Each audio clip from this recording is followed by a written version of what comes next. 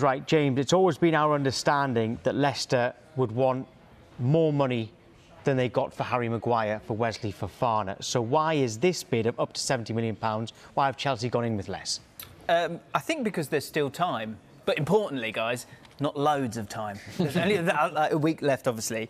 And I think that's the thing. I'm so fascinated by this one because I think we're sort of getting to the point of those sort of pressure points of the deal. You've got Leicester who know that obviously they want to keep the player, but they know that Chelsea have money. They know they've got a great asset here as well. And then the other side of it, Chelsea, I think they know that they might need to get to 80 to get this over the line.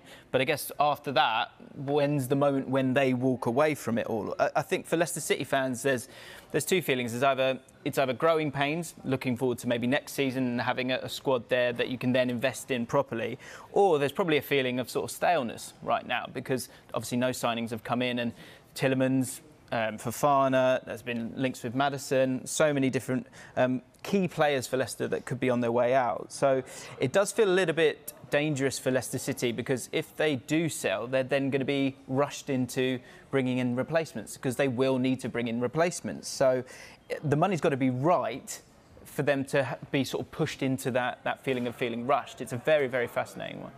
Yeah, and everyone at home, we want to hear from you, from the Leicester side of things, the Chelsea side of things as well. Any football fans, really, hashtag transfer talk, and let us know what you think. Anton, do you get the feeling that Chelsea might have to move on to other targets soon? Because as James said, 8 days left in the window. No.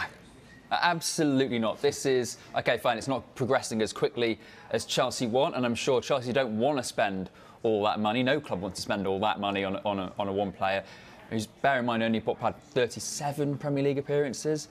But at the same time, look, it's kind of going well for Chelsea as well because the player's unsettled now. The player wants to move. He's now not playing for Leicester, so the situation's almost becoming untenable, and Leicester being put into a corner where they're like, OK, we haven't planned to sell Weslay Fofana. OK, fine. So now we need the money, and then we can move. And now we can move on and reinvest in the squad. So kind of, yeah, all right. It's not progressing as quickly as I'm sure Chelsea want because, you know, as we saw at the weekend against Leeds, they could do with another centre back, and they could do with some fresh competition there alongside the experienced players that Thiago Silva and Koulibaly. But at the same time, you know, Chelsea won't be disappointed to see the player sort of, you know, now with the under-23s and not playing.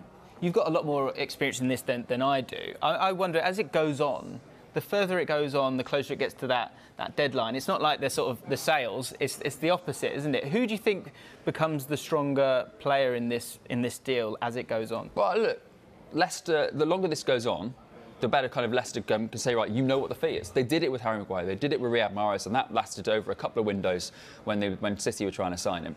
They've got their price, and Leicester aren't going to budge, and they don't need to budge because he's such an important player to them. You know, at the moment, if they get rid of Wesley Fofana, anything less than he's worth, they've only got 4 centre backs, and they play 3 at the back. So you know they're going to have to reinvest. But yeah, that's why they can stick to their guns on this because they need to be strong.